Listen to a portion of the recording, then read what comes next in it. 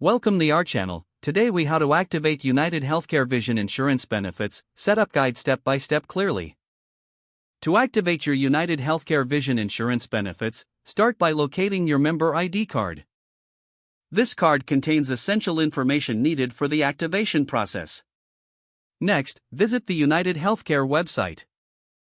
Once there, navigate to the member login section found at the top right corner of the homepage. If you don't have an account, select the option to create one. You will need to enter your member ID, date of birth, and other personal details to register.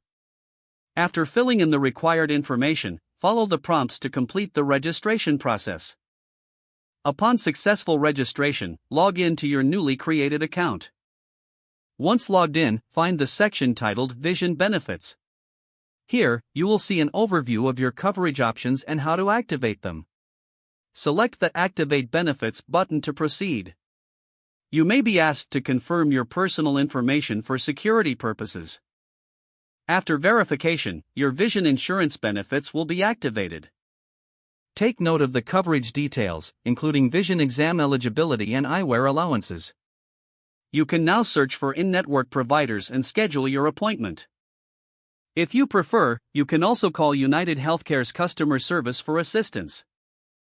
Having this information at hand will help streamline the activation process. Finally, keep your member ID card accessible for future reference.